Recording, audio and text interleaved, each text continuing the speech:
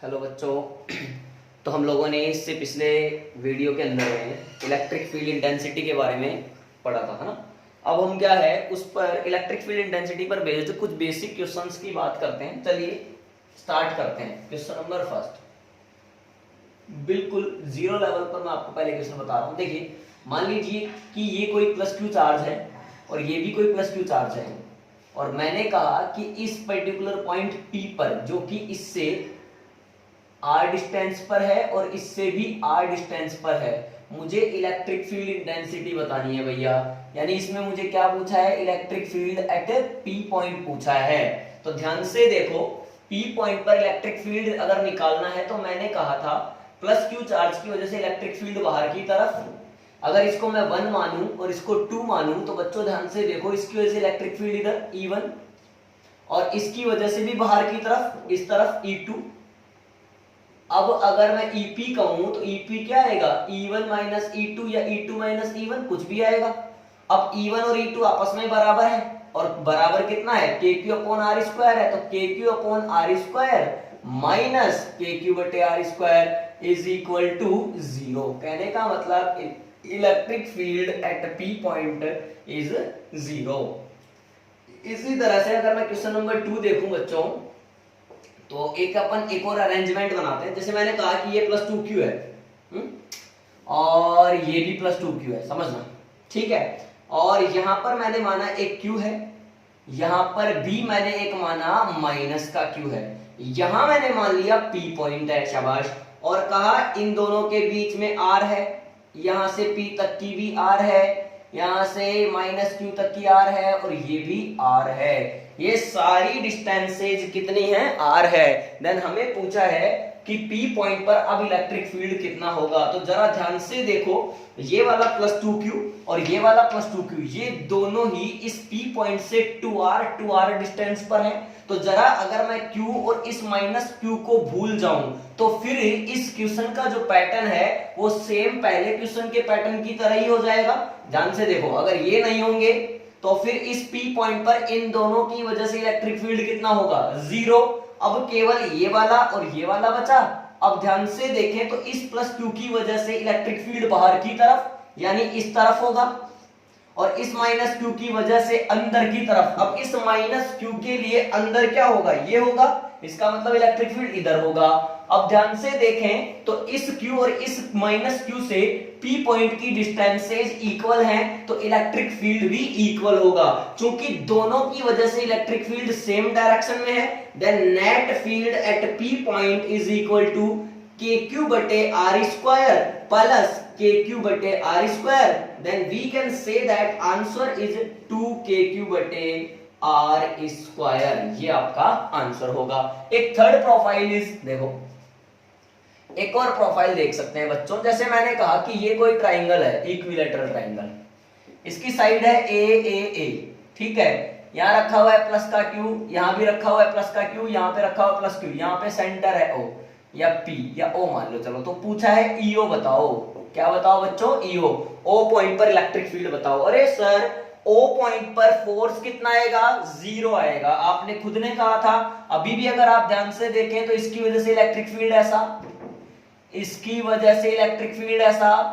ये एंगल कितना, 120 डिग्री। अगर इसको E कहूं, इसको E कहूं तो 120 पर दो सेम वेक्टर होंगे तो रिजल्टेंट भी E बन जाएगा, और इसका यानी इस प्लस Q की वजह से नीचे आएगा।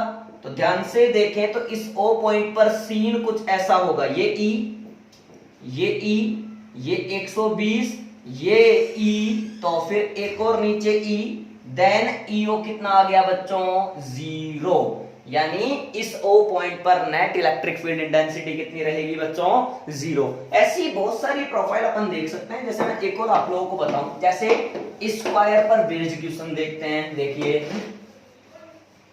जैसे मैंने आपको कहा कि क्वेश्चन नंबर 4 इस तरह की प्रोफाइल, कैसी प्रोफाइल बच्चों, इस तरह की। कैसी, इस तरह की। ये Q है, ये Q है, ये माइनस Q है, ये माइनस Q है, ये O है, ये सारी डिस्टेंसेज A है। देन वापस से हमसे क्या बोला है उसने, O पॉइंट पर इलेक्ट्रिक फील्ड बताओ। Oh my God, plus Q की वजह से बाहर की तरफ, माइनस क्यू की वजह से अंदर की तरफ। अब देखना प्लस की वजह से बाहर ई, माइनस क्यू की वजह से अंदर वो भी इधर ई, अगर माने इसकी वजह से तो इसकी वजह से भी ई होगी, और ई दोनों सेम डायरेक्शन में है तो मिल करके कितनी हो गई 2e हो गई। शाबाश, तो यहां आ गया, अगर इसको ओ पॉइंट कहूं तो ये हो गया 2e। ठीक है, इसी प्रकार से इसका ई, अरे मैं बना ही देता हूं यार, देखो इसका ई, इसका भी ई, इसका ई, तो इसका भी ई, समझ में आ रहा है। अब यहाँ पे ये कितना बनेगा, ये भी 2e, ओ माय गॉड। और ये एंगल कितना होता है बच्चों 90 डिग्री होता है। अब अगर 90 डिग्री पर दो वेक्टर हैं तो ईओ आ गया अंडर रूट 2 इंटू 2e। अब under root 2 as it is, 2 भी एज इट इज, ई की वैल्यू लिख लो किसी एक की वजह से, के क्यू बटे आर स्क्वायर, इससे इस ओ पॉइंट की दूरी, पूरी दूरी कितनी होती है रूट 2 ए, उसका आधा ए बाई रूट 2 का होल स्क्वायर। थोड़ा और सोल्व करा तो 2 रूट 2 के क्यू अपॉन ए स्क्वायर, और रूट 2 का स्क्वायर 2 ऊपर चला गया, याद आएगा 4 रूट 2 के क्यू बटे ए स्क्वायर। यही है आंसर। फटाफट से पॉज करके आप लोग नोट कर लें, ठीक है। तो नेक्स्ट क्वेश्चन देखो बच्चों ना, वापस से देखें, एक स्क्वायर है, इसके चारों कॉर्नर पर चार्ज किस तरह से है, प्लस क्यू, यहाँ माइनस क्यू, यहाँ प्लस का 2q और यहाँ पर माइनस का 2q। क्लियर।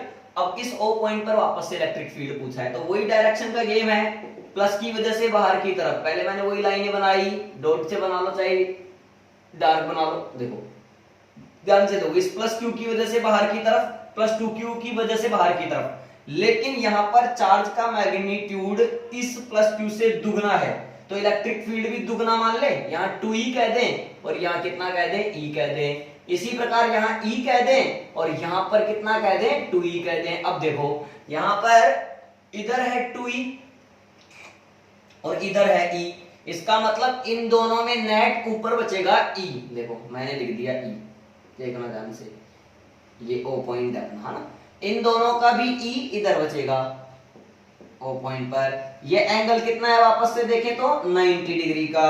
अब ईओ कितना आ गया रूट 2e। अब ई की वैल्यू हम लोगों को पता है K Q upon a by root 2 का स्क्वायर। फटाफट से पोज करके नोट करें। नेक्स्ट क्वेश्चन देखो बच्चों, नेक्स्ट क्वेश्चन बोल रहा है कि दो चार्जेज हैं, एक है माइनस 16 माइक्रोकुलम, यानी एक है माइनस का 16 माइक्रोकुलम, एक है प्लस का 25 माइक्रोकुलम। ये दोनों एक दूसरे से कितनी दूरी पर हैं 18 सेंटीमीटर की दूरी पर है। देन बोला है find the position of that point where electric field is 0, यानी ऐसे पॉइंट की पोजीशन क्या होगी जहां पर इलेक्ट्रिक फील्ड 0 होगा। अब मैंने आपको पोजीशन तो देखना बता दिया था, यहां पर ये दोनों जो चार्जेज हैं वो अपोजिट नेचर के हैं, तो अपोजिट नेचर के होते हैं तो बताइए न्यूट्रल पॉइंट बाहर होगा कि अंदर होगा। सर इस लाइन के बाहर होगा। अच्छा लाइन के बाहर किस तरफ होगा, -16 के पास या +25 के पास? सर छोटे मैग्नीट्यूड वाले चार्ज के पास, यानी -16 के पास होगा। तो मैं सॉल्यूशन में चलो दोबारा बना लेता हूं बच्चों आपके लिए। सबसे पहले मैंने क्या करा, ये माइनस का 16 है, ये प्लस का 25 है, समझना। मैंने मान लिया कि यहां कहीं पर ये x दूरी पर एक पॉइंट रहा होगा P, जहां पर इलेक्ट्रिक फील्ड क्या है 0 है, और ये दूरी कितनी मान रखी है 18 सेंटीमीटर मान रखी है। अब सर यहां पर अगर हम लोगों को x की वैल्यू निकालनी है तो इस -16 की वजह से यहां पर इलेक्ट्रिक फील्ड बराबर होना चाहिए +25 की वजह से यहां पर इलेक्ट्रिक फील्ड के, तो के क्यू बटे आर स्क्वायर बोले तो x square is equal to K Q 25 microcoulomb बटे 18 प्लस एक्स का होल स्क्वायर। के ने के को मारा, माइक्रोकुलम ने माइक्रोकुलम को मारा। मैंने कहा था कतई क्रॉस मल्टीप्लाई करके इस ब्रैकेट को ओपन मत करना बच्चों, बल्कि क्या करना वर्गमूल करना, स्क्वायर रूट करना। 16 का हो गया 4, एक्स स्क्वायर का हो गया x, 25 का हो गया 5, इसमें से स्क्वायर हट जाएगा 18 प्लस x। अब करो क्रॉस मल्टीप्लाई, ये कितना हो गया 72 होगा कि नहीं, और प्लस का 4x is equal to 5x, तो x की वैल्यू कितनी आ गई 72 सेंटीमीटर। कहने का मतलब है ना, distance of point from -16 microcoulomb से तो कितनी आ गई 72 सेंटीमीटर, और प्लस का जो 25 माइक्रोकुलाम है उससे कितनी आ गई 72 + 18, यानी कितना हो रहा है ये 90 सेंटीमीटर। Is it clear? क्या मेरी बात समझ में आ गई बच्चों? तो नेक्स्ट क्वेश्चन अपन लोग देखते हैं। अब नेक्स्ट क्वेश्चन समझना आप। नेक्स्ट क्वेश्चन में क्या लिख रहा हूं समझना। पहले मैं क्वेश्चन लिख देता हूं। देखो क्वेश्चन क्या है, बोला एक +q चार्ज ये रहा, एक -3q चार्ज ये रहा, ये दोनों एक दूसरे से कितनी दूरी पर, r दूरी पर। इसको मिटा देते हैं। अब इस क्वेश्चन में क्या बोला है समझना। बोला if E is electric field, if E is electric field at the place of Q, then find electric field at the place of -3q। बोला है कि +q वाले बिंदु पर, इस पॉइंट पर इलेक्ट्रिक फील्ड E है, तो बताना है -3q वाले पॉइंट पर इलेक्ट्रिक फील्ड क्या होगा। अब +q वाले पॉइंट पर अगर इलेक्ट्रिक फील्ड आया होगा बच्चों, तो किसकी वजह से आया होगा जरा सोचो, इस -3q की वजह से। तो हम ये तो समझ गए, अगर वो E बोल रहा है तो E बराबर kq। q कौन सा होता है, जिसके कारण इलेक्ट्रिक फील्ड जनरेट होता है। तो यहां इस पर -3q यानी 3q की वजह से हो रहा है, तो kq/r², इक्वेशन नंबर 1। अब माना कि 3q वाली जगह पर जो इलेक्ट्रिक फील्ड है वो E' है, लेकिन आया किसकी वजह से, +q की वजह से, तो kq/r², equation number 2। From 1 and 2 divide कर लो, आंसर आ जाएगा E'/E is equal to kq/r², उसको उल्टा करके कर डालो मल्टीप्लाई, हाँ या ना, kq r², E' की वैल्यू आ गई E/3, हाँ या ना। क्या मेरी बात क्लियर है? पोज करके फटाफट से नोट करें। तो नेक्स्ट क्वेश्चन देखो बच्चों क्या है, find magnitude and direction of electric field to balance weight of an electron. देखो बिल्कुल इजी क्वेश्चन है, कोई दिक्कत नहीं है ना। माना कि ये इलेक्ट्रॉन है, अब इलेक्ट्रॉन पर जो इलेक्ट्रिक फोर्स लगता है या इलेक्ट्रोस्टैटिक फोर्स लगता है, वो हमेशा इलेक्ट्रिक फील्ड के अपोजिट डायरेक्शन में लगता है। तो पहले मेरी बात समझो, अगर इलेक्ट्रॉन ये है और अगर अपन ने इसको सस्पेंड किया है, तो माझी इसका वेट नीचे लगेगा हमेशा। इलेक्ट्रॉन का वेट या किसी भी ऑब्जेक्ट का वेट हमेशा कहां होता है, नीचे की तरफ होता है।